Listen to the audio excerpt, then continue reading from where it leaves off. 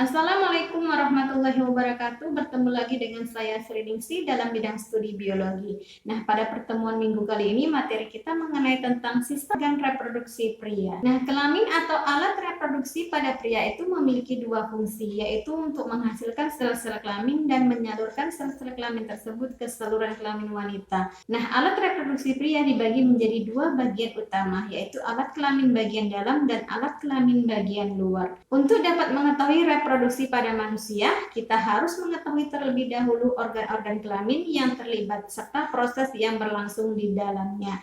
Nah, bagian-bagian alat reproduksi pria. Terdapat dua bagian alat reproduksi pria, yaitu bagian dalam dan bagian luar. Nah, yang pertama alat reproduksi pria bagian dalam, yaitu berupa yang pertama adalah testis atau buah jakar. Nah, testis adalah kelenjar kelamin jantan pada hewan dan manusia. Testis itu berjumlah sepasang. Testes berarti jamaknya ya. Nah, testis dibungkus oleh skrotum, kantong kulit di bawah perut. Nah, pada manusia, testis terletak di luar tubuh, dihubungkan dengan tubulus spermaticus dan terletak di dalam skrotum. Nah, selama masa pubertas, testis berkembang untuk memulai spermatogenesis. Nah, pada umumnya kedua testis tidak sama besar, dapat saja salah satu terletak lebih rendah dari yang lainnya. Nah, hal ini diakibatkan perbedaan struktur anatomis pembuluh darah pada testis kiri dan kanan. Nah, fungsi testis itu adalah untuk memproduksi sperma atau spermatozoa dan memproduksi hormon seks pria seperti testosteron. Nah, kemudian kerja testis di bawah pengawasan hormon gonadotropik dari kelenjar pituitari bagian anterior. Nah, testis dibungkus oleh lapisan fibrosa yang disebut tunika albuginea. Nah, di dalam testis terdapat banyak saluran yang disebut dengan tubulus seminiferus. Nah, tubulus ini dipenuhi oleh lapisan sel sperma yang sudah atau tengah berkembang. Spermatozoa atau sel benih yang sudah siap untuk diejakulasikan akan bergerak dari tubulus menuju rete testis, kemudian ductus efferens dan epididymis. Bila mendapat rangsangan seksual, spermatozoa dan cairannya akan dikeluarkan keluar tubuh melalui vas deferens dan akhirnya ke penis. Di antara tubulus seminiferus terdapat sel khusus yang disebut dengan sel interstisial Leydig. Sel Leydig memproduksi hormon testosteron. Nah, yang berikutnya saluran reproduksi. Saluran pengeluaran pada organ reproduksi dalam pria itu terdiri dari yang itu epididymis atau tempat pematangan sperma. Nah, epididymis adalah saluran berkelok-kelok di dalam skrotum yang keluar dari testis. Nah, epididymis ini berjumlah sepasang di sebelah kanan dan kiri. Nah, epididymis berfungsi sebagai tempat penyimpanan sementara sperma sampai sperma menjadi matang dan bergerak menuju ke vas deferens. Nah, kemudian vas deferens atau saluran sperma dari testis ke kantong sperma. Vas deferens atau saluran sperma adalah saluran lurus yang mengarah ke atas dan merupakan lanjutan dari epididymis. Nah, vas deferens tidak menempel pada testis dan ujung salurannya terdapat di dalam kelenjar prostat. Nah, vas deferens itu berfungsi sebagai saluran tempat jalannya sperma dari epididymis menuju kantong semen atau kantong mani, atau disebut juga dengan vesicula seminalis.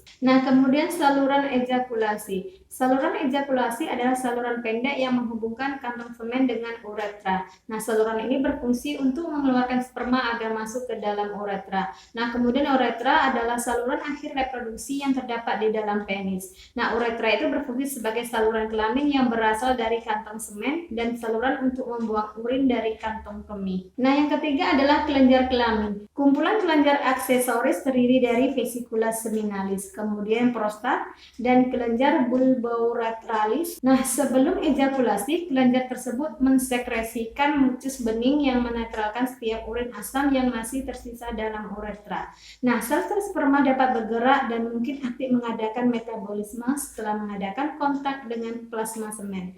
Nah, plasma semen mempunyai dua fungsi utama, yaitu berfungsi sebagai media pelarut dan sebagai pengaktif bagi sperma yang mula-mula tidak dapat bergerak, serta melengkapi sel-sel dengan substrat yang kaya akan elektrolit. Nah, kemudian nitrogen, asam sitrat, fruktosa, asam askorbat, kemudian inositol, fosfatalase, serta ergonin, dan sedikit vitamin-vitamin serta enzim-enzim. Nah, kelenjar aksesoris ini terdiri dari yaitu vesicula seminalis, yaitu tempat penampungan sperma. Vesicula seminalis atau kantong semen yaitu merupakan kelenjar berlekuk-lekuk yang terletak di belakang kantong kemih. Nah, dinding vesicula seminalis itu menghasilkan zat makanan yang merupakan sumber makanan bagi sperma. Nah, vesicula seminalis itu menyumbangkan sekitar 60% total volume semen. Nah, kemudian kelenjar prostat. Kelenjar prostat melingkari bagian atas uretra dan terletak di bagian bawah kantong kemih. Nah, kelenjar prostat adalah kelenjar pensekresi terbesar. Nah, cairan prostat bersifat encer dan seperti susu, mengandung enzim antikoagulan, sitrat, kemudian sedikit asam, kolesterol, garam, dan fosfolipid yang berperan untuk kelangsungan hidup sperma. Nah, kemudian kelenjar bulbauretra. Kelenjar bulbauretralis adalah sepasang kelenjar kecil yang terletak di sepasang uretra di bawah prostat. Nah, kelenjar Kaufor atau kelenjar bulbauretra merupakan kelenjar yang salurannya langsung menuju ke uretra. Nah, kelenjar Kaufor menghasilkan getah yang bersifat alkali atau basa. Nah, yang berikutnya adalah alat reproduksi pria bagian luar. Nah, terdapat beberapa alat reproduksi pria bagian luar, diantaranya yang pertama adalah penis. Penis dari bahasa Latin yang artinya ekor.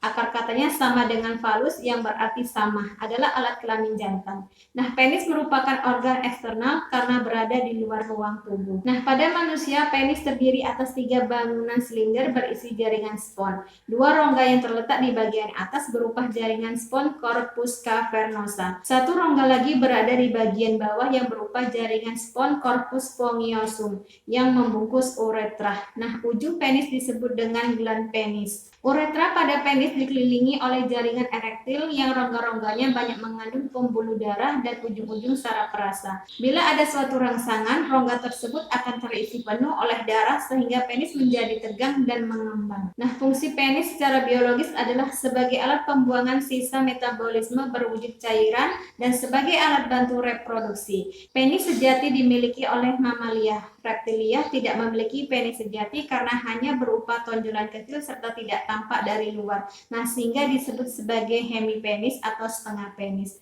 Nah, kemudian skrotum. Skrotum adalah kantung yang terdiri dari kulit dan otot yang membungkus testis atau buah jakar. Skrotum terletak di antara penis dan anus serta di depan perineum. Nah, pada wanita bagian ini serupa dengan labia mayora. Kemudian skrotum berjumlah sepasang yaitu skrotum kanan dan skrotum kiri. Nah, di antara skrotum kanan dan skrotum kiri dibatasi oleh sekat yang berupa jaringan ikat dan otot polos. Nah, otot ini berfungsi untuk menggerakkan skrotum sehingga dapat mengerut dan mengendur. Nah, di dalam skrotum juga terdapat serat-serat otot yang berasal dari penerusan otot lurik. Kemudian dinding perut yang disebut otot kremaster. Nah, pada skrotum manusia dan beberapa mamalia bisa terdapat rambut pubis. Rambut pubis mulai tumbuh sejak masa pubertas. Nah, kemudian fungsi alat reproduksi pria yang mana diantaranya itu adalah untuk menghasilkan, kemudian menjaga dan transportasi sperma atau sel reproduksi laki-laki dan cairan pelindung atau semen. Kemudian untuk mengantarkan semen yang mengandung sperma ke dalam alat genital wanita. Kemudian untuk memproduksi dan sekresi hormon seks pria. Nah, yang berikutnya kita lanjutkan hormon pada pria. Alat reproduksi laki-laki secara keseluruhan bergantung pada hormon yang merangsang atau mengatur aktivitas sel-sel atau organ. Nah, hormon-hormon utama yang terlibat dalam fungsi sistem reproduksi laki-laki itu adalah yang pertama testosteron. Nah, testosteron disekresi oleh sel-sel Leydig yang terdapat di antara tubulus seminiferus. Nah, hormon ini penting bagi tahap pembelahan sel-sel germinal untuk membentuk sperma. Nah, terutama pembelahan meiosis untuk membentuk spermatosit sekunder. Nah, kemudian yang kedua LH.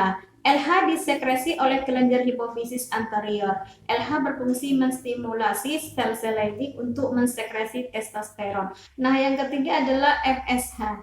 FSH juga disekresi oleh sel-sel kelenjar hipofisis anterior dan berfungsi menstimulasi sel-sel Sertoli.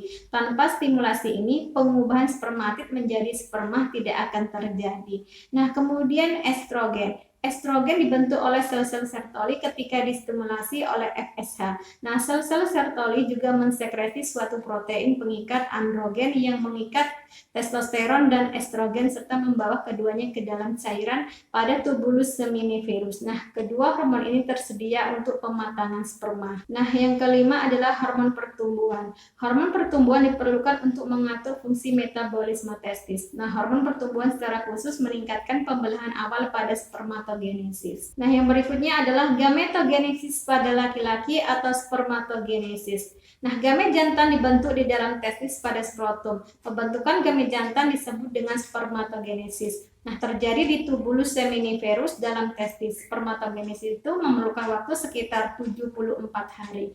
Nah, yang pertama mekanisme spermatogenesis. Spermatogenesis itu terjadi setelah seorang laki-laki mengalami masa puber atau dewasa secara biologi. Nah, spermatogenesis itu kemudian akan terjadi secara teratur dan terus-menerus seumur hidup bagi laki-laki. Di dalam testis, spermatogenesis terjadi di seminiferus. Pada dinding seminiferus telah tersedia calon-calon sperma yang berjumlah ribuan. Nah, setiap spermatogonia melakukan pembelahan mitosis membentuk spermatosit primer. Nah, spermatosit primer akan melakukan pembelahan meiosis pertama membentuk dua spermatosit sekunder. Nah, tiap spermatosit sekunder melakukan pembelahan meiosis kedua, menghasilkan dua spermatid yang bersifat haploid.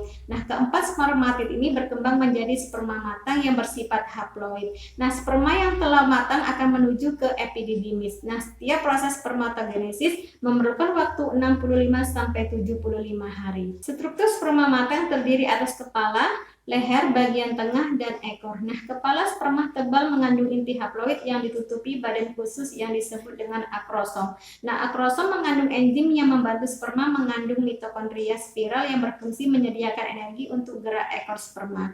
Nah, setiap melakukan ejakulasi, laki-laki mengeluarkan kurang lebih 400 juta sel sperma. Tahapan spermatogenesis yang mana dimulai spermatogonium berkromosom diploid atau 2N yang terletak berdekatan dengan membran basalis tubulus seminiferus, berproliferasi melalui pembelahan secara mitosis dan berdiferensiasi menjadi spermatosit primer yang diploid.